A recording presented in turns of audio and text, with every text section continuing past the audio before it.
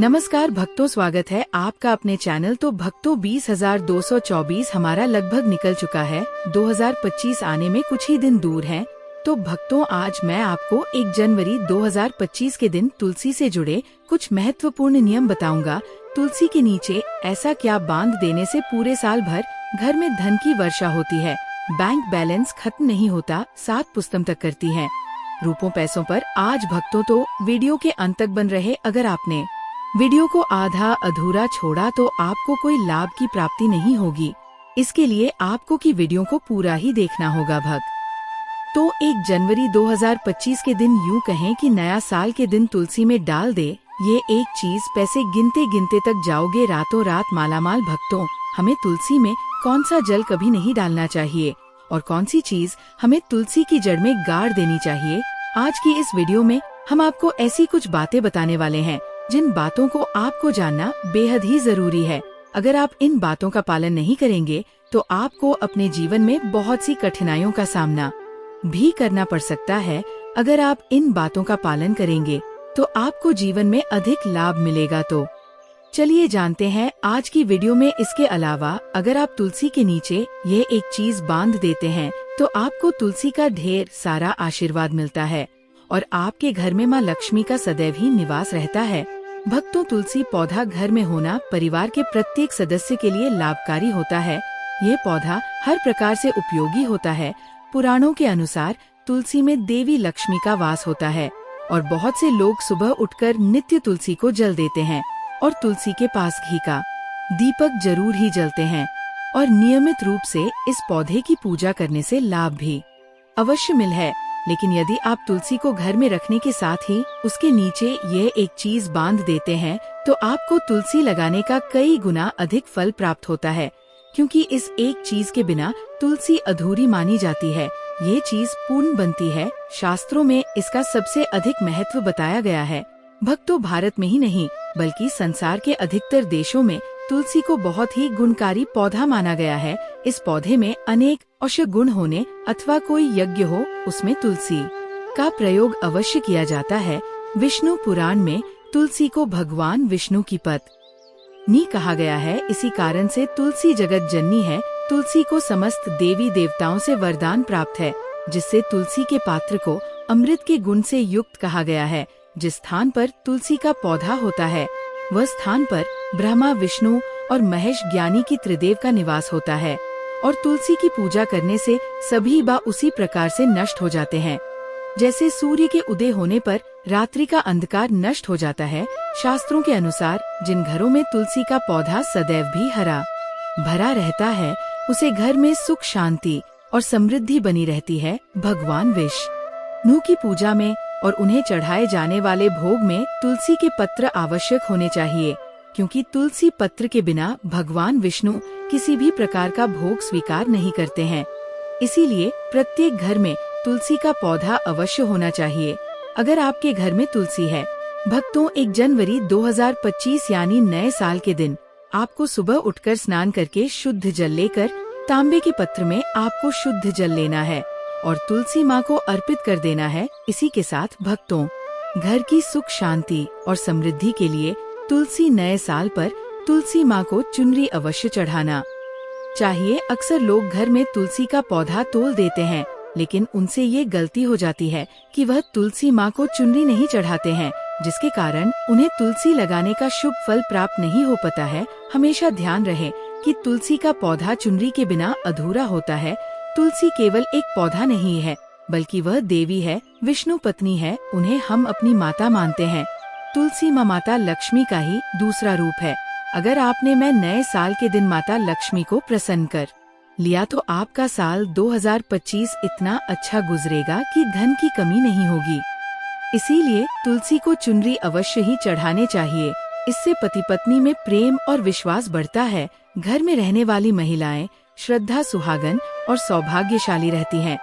लेकिन तुलसी को चुनरी चढ़ाते समय आपको ये बात ध्यान में रखनी चाहिए कि आप तुलसी को लाल रंग की चुनरी न चढ़ाएं। लाल रंग का संबंध मंगल ग्रह से होता है और बुध ग्रह तुलसी से संबंधित होता है। मंगल और बुध ग्रह मित्र नहीं है। भूत के अनुकूल शुक्र ग्रह और शनि है। इसीलिए तुलसी पर लाल चुनरी कभी नहीं चढ़ाने चाहिए।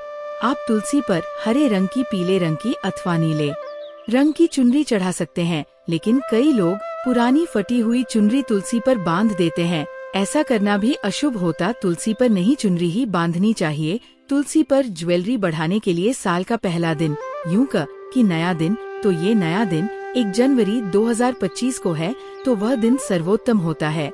1 जनवरी 2025 के दिन नई चुनरी लाकर उसे तुलसी के पौधे में बांध देने से आपको कई गुना अधिक लाभ प्राप्त होंगे।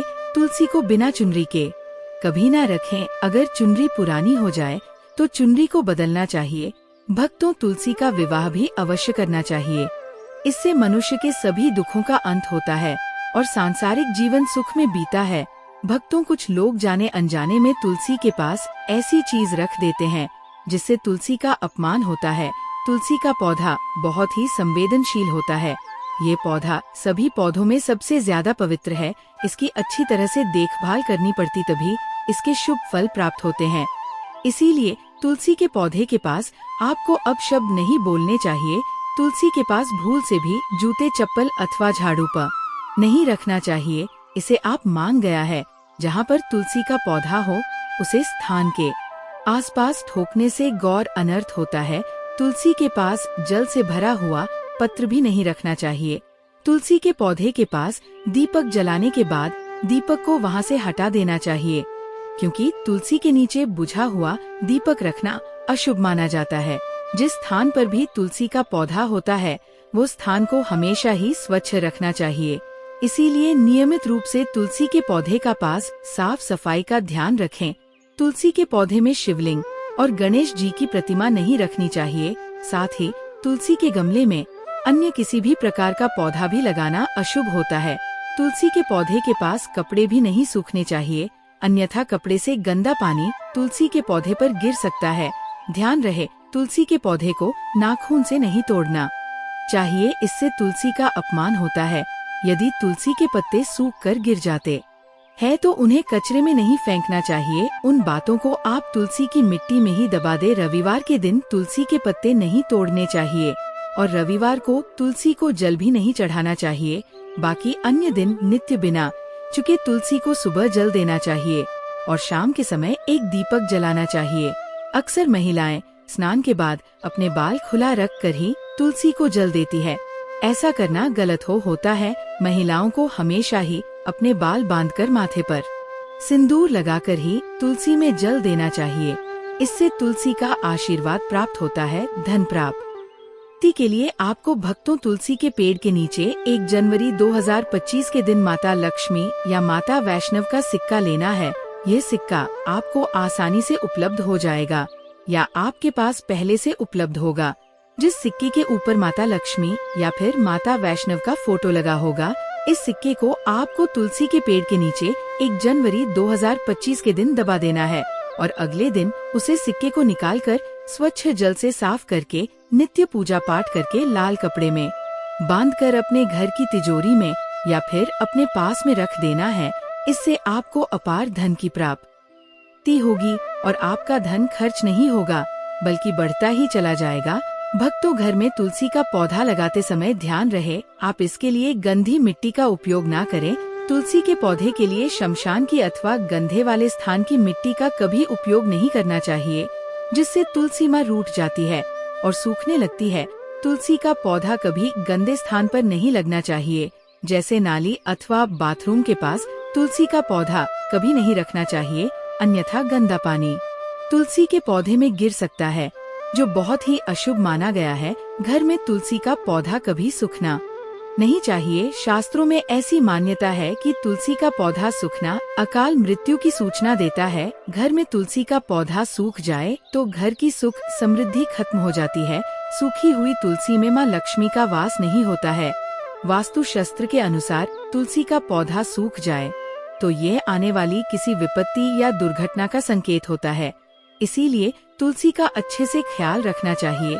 उसे नीचे जल्दी कर हरा भरा रखना चाहिए। तुल में कभी भी किसी प्रकार के केमिकल नहीं डालने चाहिए, केवल खाद्य पदार्थ और गोबर का प्रयोग करना चाहिए। साथ ही इस बात का ख्याल रखें कि तुलसी में मकड़ी के जाले अथवा कीड़े नहीं लगने चाहिए। ऐसे स्थान पर लक्ष्मी वास नहीं करती है। शास्त्रों के अनुसार तुलसी को बिना स्नान किए जल नहीं देना चाहिए और पैरों में चप्पल आदि पहनकर भी तुलसी को जल देते समय ध्यान रहे कि वह जल आपके पैरों पर न पड़े, इससे तुलसी का अपमान होता है।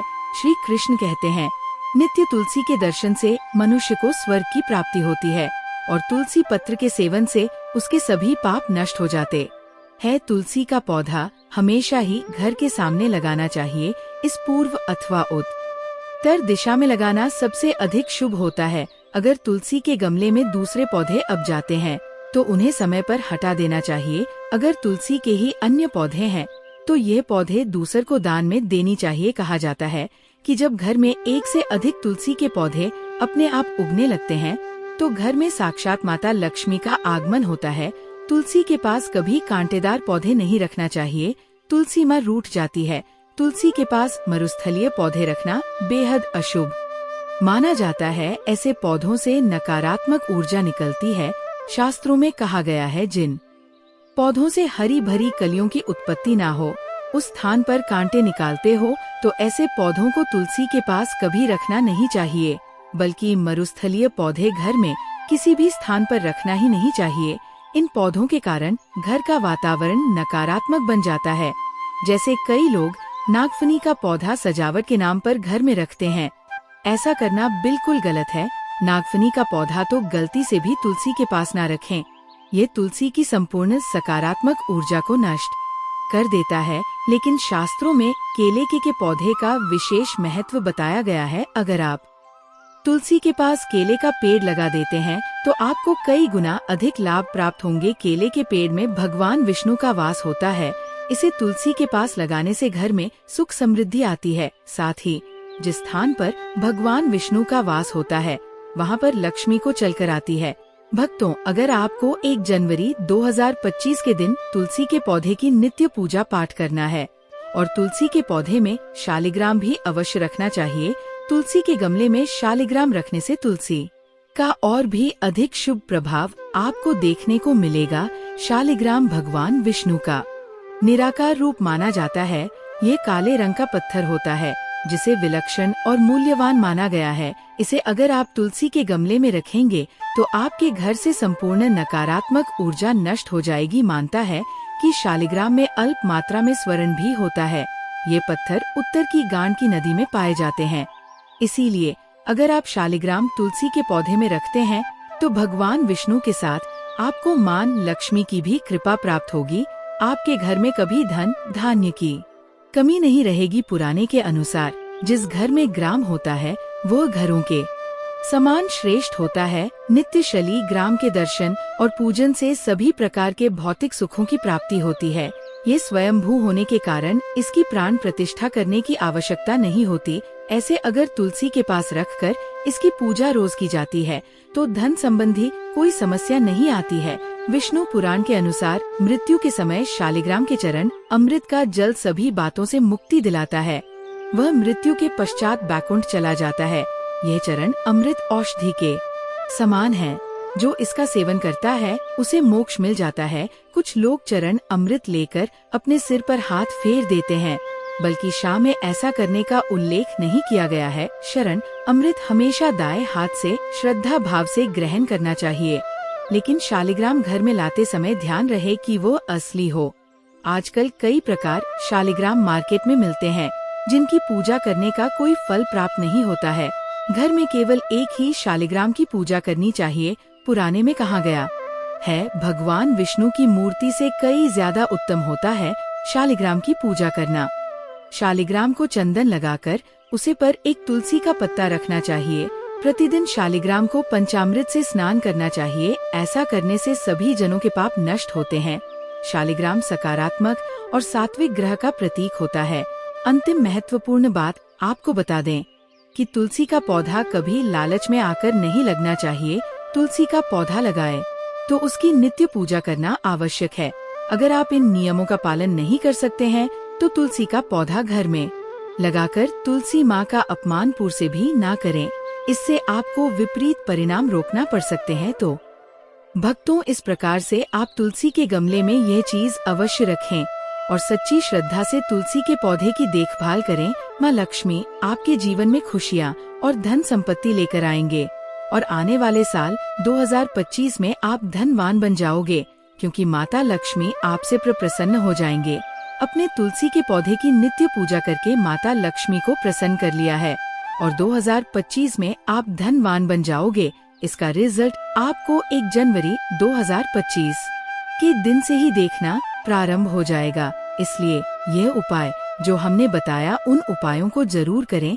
इसके अलावा भक्तों, इसलिए आप इस वीडियो को भी जरूर लाइक करें। और दोस्तों, मैं आपसे एक अनुरोध और करना चाहूँगा कि आप अपने राशि कमेंट बॉक्स में जरूर डाल दें, जिससे कि आपकी राशि के अनुसार हम आपको कुछ ऐसे उपाय बता सके जिससे आपको लाभ की प्राप्ति हो। क्योंकि हम राशि से जुड़े उपाय भी आपको बताते हैं, तो आप कमेंट बॉक्स में अपनी राशि हमें जरूर बताएं या अपना नाम बताएं, जिससे आपके लिए कुछ हम ऐसे उपाय बता सके। साथ में जय गौ माता अवश्य लिखें। दोस्तों, साथ ही से जो नए साल का एक उपाय तो जरूर करना है। गाय का उपाय बताने से पहले एक उपाय आपको बता दे। इस उपाय को लायक जरूर करें। क्या करें कि शाम के समय आंवले के पेड़ के नीचे आपको सरसों का चौमुखी दीपक, आटे का दीपक बनाना है। चौमुखी दीपक में आगे की बाती लगाकर सरसों के तेल का दीपक जला देना है। आटे का दीपक बनाएं, जो मुख्य तेल डालें उसमें बाती ही डालें। लाल वाली कलावे की दीपक जला दें। 4-4 बाती लगाकर चारों दीपक मतलब 4 भाग उसके बन जाएं। हर एक भाग को जलाएं और बीच में 2 सबूत फूल वाले लौंग भी डाल दें। फिर देखिए कैसे चमत्कार आपके जीवन में होता है। शाम के समय जलाकर उसे छोड़े, मनोकामना मांगकर छोड़ दें। दोस्तों, अभी तक अपने चैनल को सब्सक्राइब ना किया हो तो जरूर कर लें, इससे आपको और भी ज्ञानवर्धक जानकारी सीधे माध्यम से प्राप्त हो सके। दोस्तों, ये गौ माता वाला उपाय बहुत ही प्रभावशाली उपाय बताया मैंने आपको। इस उपाय को जरूर करें। बहुत ही लाभकारी उपाय बताया है, बहुत ही आपको लाभ देगा ये उपाय। और अब बात करें गौ माता से जुड़े कौन कौन से उपाय आपको इस दिन मतलब गाय से जुड़े, जिन्हें करने से व्यक्ति को 7 पीढ़ियों तक बैंक बैलेंस की कमी नहीं होती। दुख, दर्द, संकट, कष्ट दूर हो जाते हैं और सभी सुख व्यक्ति के कदमों में आ जाते हैं। तो दोस्तों, मार्गशीर्ष पूर्णिमा के दिन आपको गौ माता की पूजा अवश्य करना है और गौ माता को जो भोग कार्तिक पूर्णिमा के लिए बनाया गया था, उसे भोग से 2 पूड़ी जरूर ही खिला देनी है। सूखी पूरी नहीं खिलाना है। पूड़ी के ऊपर आप मिठाई या कोई सब्जियां, हलवा जो भी बनाया है वह आपको गौ माता को जरूर ही खिलाना है। दोस्तों, हर एक और मांगलिक काम में गौ माता या उनसे जुड़ी चीज जैसे गाय का गोबर, गोमूत्र, गाय का दूध अथवा गाय के दूध से बना घी जरूर शामिल करें। इससे आपको पुण्य भाव की प्राप्ति होगी। सनातन परंपरा के अनुसार जिस घर में गाय होती है उसे घर से जुड़े सभी वास्तु दोष स्वयं खत्म हो जाते हैं, क्योंकि पंचम याग के बिना कोई भी पूजा पाठ और हवन सफल नहीं होता। दोस्तों, हो सके तो मार्गशीर्ष महीने में एक बार, हो सके तो परिवार सहित एक बार गौशाला जाने का नियम जरूर बनाएं और गायों को हरा चारा जरूर खिलाएं, जिससे सभी वास्तु दोस्त शांत हो जाते हैं। दोस्तों, आपका प्रिय चैनल कभी किसी को भी गलत जानकारी नहीं देगा और इनसे जुड़े दोषों का निदान हो जाता है। गर्मियों में गौ माता को पानी पिलाएं और सर्दी में गौ माता को गुड़ जरूर खिलाएं। याद रखे, दिन गौ माता को गुड़ जरूर ही खिलाना है। गर्मियों में गाय को गोदना खिलाएं। अनेक देवी देवताओं को अपने शरीर पर धारण करने वाली गौ माता से जुड़े कई शुभ और अशुभ संकेत भी होते हैं। मतलब गाय का दूध दोते समय यदि गाय ठोकर मार दें और सारा दूध बिखर जाए तो अपशगुन होता है।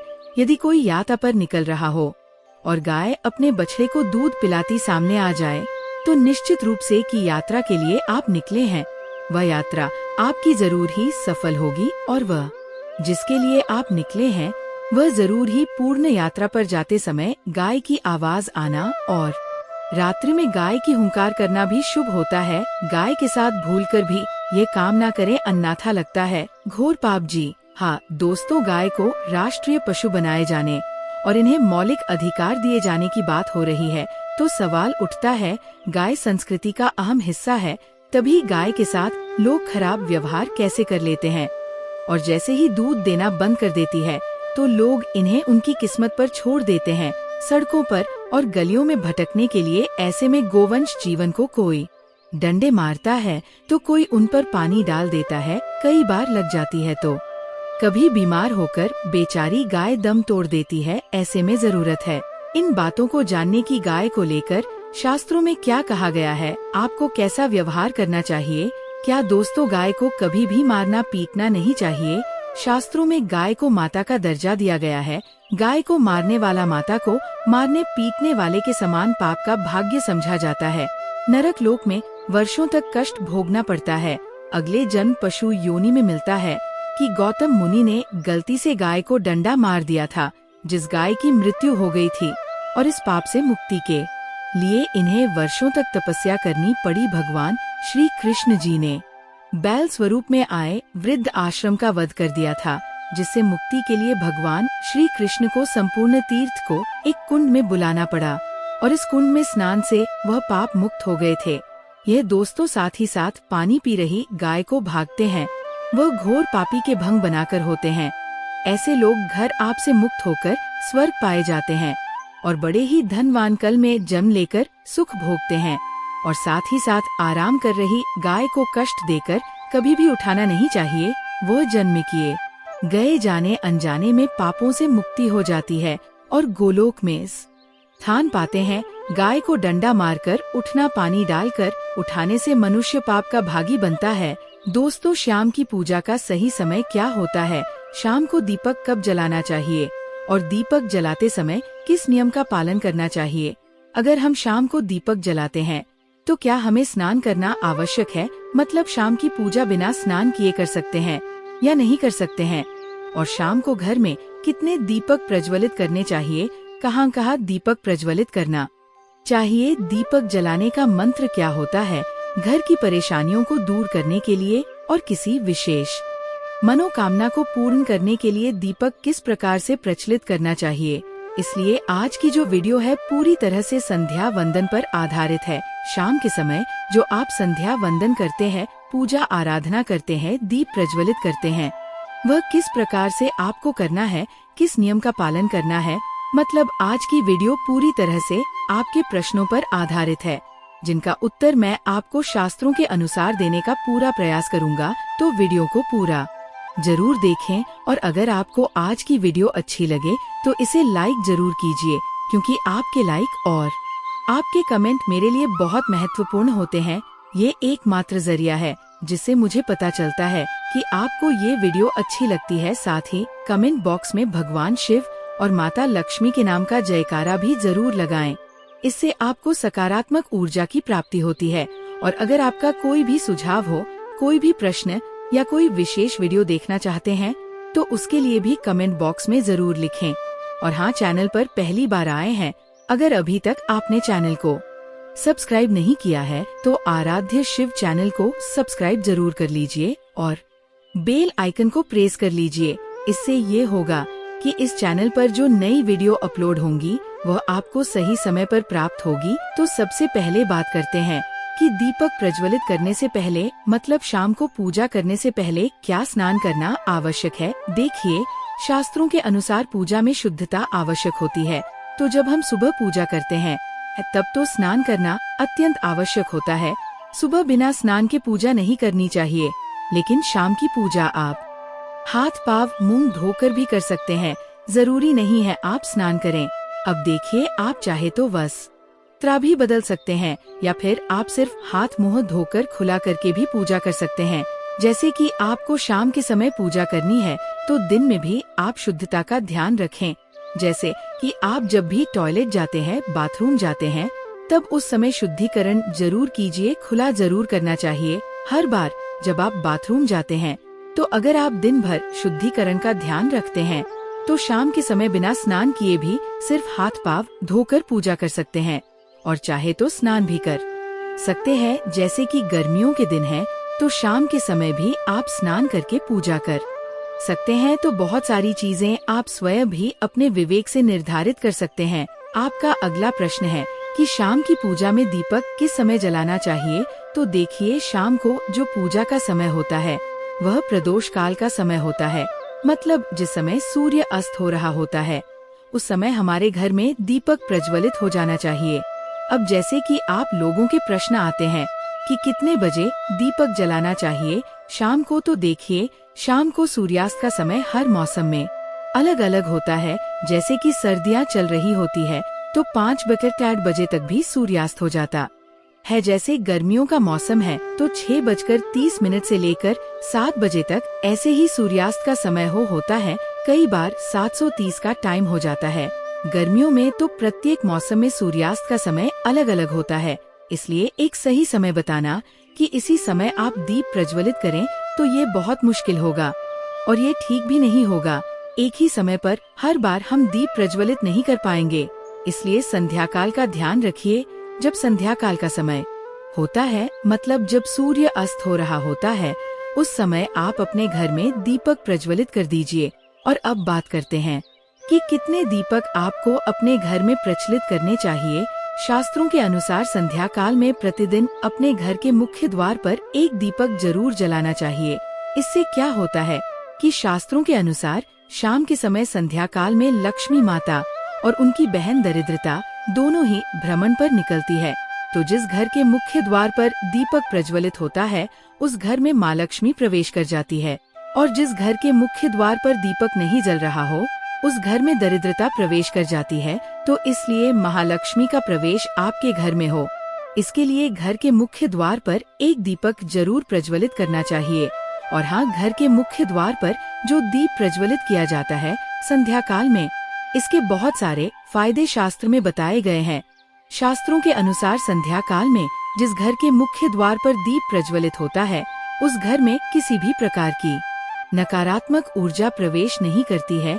कोई भी वास्तु दोष आपके घर में हो, अगर आप मुख्य द्वार पर दीप प्रज्वलित करते हैं तो समस्त प्रकार के वास्तु दोष से मुक्ति मिल जाती है। और अगर आपके घर में पितृ दोष है जिसकी वजह से परेशानियां आपके घर में बनी हुई है, तो घर के मुख्य द्वार पर जो हम दीप प्रज्वलित करते हैं इससे घर का पितृ दोष भी समाप्त हो जाता है। और इसके अलावा घर में किसी भी प्रकार की अशांति रहती हो या फिर आपके घर में बीमारियां बहुत रहती है, कलह रहता है, आर्थिक तंगी रहती है, तो घर के मुख्य द्वार पर हम दीप प्रज करते हैं तो समस्त प्रकार की परेशानियों से, दुखों से आपको मुक्ति मिल जाती है। इसलिए घर के मुख्य द्वार पर दीप प्रज्वलित करना अत्यंत आवश्यक होता है। शास्त्रों के अनुसार घर के मुख्य द्वार पर एक दीपक अवश्य ही होना चाहिए। अब बात करें दूसरे दीपक की, तो दूसरा दीपक आपको अपने घर की तुलसी के पास प्रज्वलित करना चाहिए। शास्त्रों के अनुसार अगर शाम के समय संध्या काल में तुलसी की जड़ के पास अंधेरा रहता है, ऐसे घर में दरिद्रता का स्थायी वास बन जाता है। और जिन घरों में शाम के समय तुलसी के पास दीप प्रज्वलित किया जाता है, ऐसे घर में लक्ष्मी का वास होता है। श्री हरि विष्णु सहित महालक्ष्मी ऐसे घरों में वास करती है। तो आपको प्रयास करना चाहिए कि शाम के समय तुलसी के पास एक दीपक अवश्य प्रज्वलित करें। अब बात करें अगले दीपक की, तो शाम के समय अपने घर के ईशान कोण में, मतलब जहाँ पर भी आपने अपने घर का मंदिर बनाया हुआ है, उसी स्थान पर घर के मंदिर में एक दीपक अवश्य प्रज्वलित कीजिए। 2-3 दीपक आपको प्रतिदिन जरूर प्रज्वलित करने चाहिए।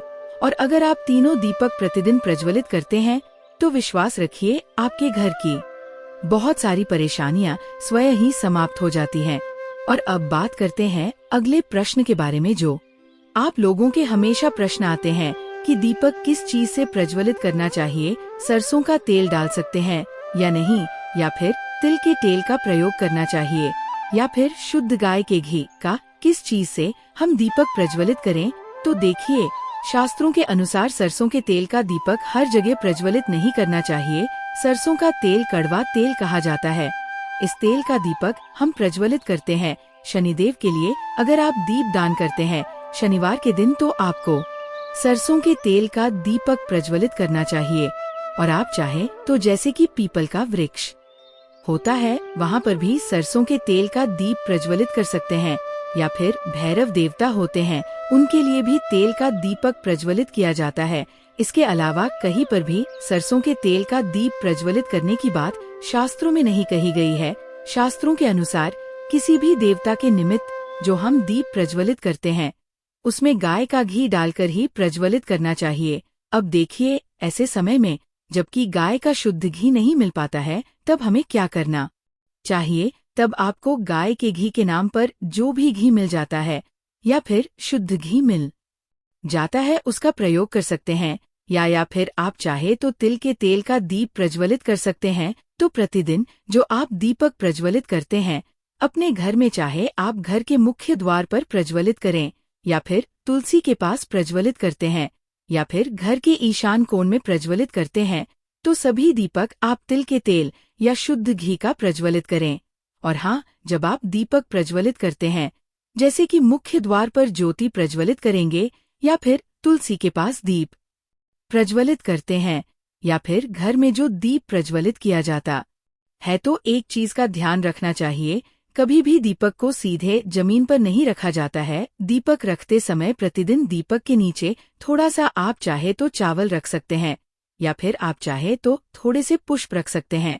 और हाँ, अगर आप दीपक के नीचे चावल रखते हैं तो इस बात का आपको ध्यान रखना है कि चावल अखंडित होना चाहिए, क्योंकि ऐसा माना जाता है कि अगर टूटे हुए चावलों का प्रयोग हम पूजा में करते हैं, किसी भी प्रकार से, चाहे दीपक के नीचे रखकर करते हैं या फिर अक्षत के स्वरूप में करते, तो इससे घर में दरिद्रता आती है। इसलिए अखंडित चावल होने चाहिए अगर आप दीपक के नीचे रखते हैं तो। और जैसे कि कई लोगों के प्रश्न आते हैं कि प्रतिदिन जो दीपक के नीचे हम चावल रखेंगे तो उस चावल का अगले दिन क्या करना चाहिए? तो अगले दिन उठाकर आप पक्षियों को डाल दीजिए, पक्षी उसे खा जाते हैं। और घर में जो आप ईशान कोण में दीप प्रज्वलित करते हैं, मतलब घर के मंदिर में जो दीपक प्रज्वलित किया जाता है, उस दीपक को आप किसी पात्र में भी रख सकते हैं। जैसे कि एक छोटी सी प्लेट ले लीजिए, उसी प्लेट में दीपक रख दीजिए और उस दीपक को हम प्रज्वलित करते हैं, मतलब घर के मंदिर में जो दीपक प्रज्वलित करेंगे वह आप किसी पात्र में भी रख सकते हैं, लेकिन सीधे जमीन पर आपको कोई भी दीपक नहीं रखना, इस बात का ध्यान रखिए। और आपका अगला प्रश्न है कि शाम की पूजा करते समय किस मंत्र का जप करना चाहिए? दीप प्रज्वलित करते समय दीप जलाने का मंत्र क्या होता है? तो देखिए, दीप जलाने का मंत्र मैं आपको बता दे हूँ, आप अगर जप सकते हैं तो जरूर जपी, लेकिन अगर आप मंत्र नहीं जप पाते हैं तब भी शाम के समय जब आप दीपक प्रज्वलित करते हैं उस समय आप किसी भी मंत्र का जाप कर सकते हैं। जैसे कि आप चाहे तो माता रानी कृष्ण कन्हैया के किसी मंत्र का जप कर सकते हैं। आपके कोई इष्ट देवता हो तो उनके मंत्रों का भी जाप कर सकते हैं। दुर्गा चालीसा का, हनुमान चालीसा का पाठ करते हुए भी आप दीप प्रज्वलित कर सकते हैं। जरूरी नहीं है कि आप दीपक जलाने वाला मंत्र ही पढ़ेंगे, किसी भी मंत्र को पढ़कर आप दीप प्रज्वलित कर सकते हैं, संध्या वंदन कर सकते हैं। क्योंकि शास्त्रों में कहा गया है कि मौन रहकर कभी भी पूजा नहीं करनी चाहिए। जो भी शुभ कर्म होते हैं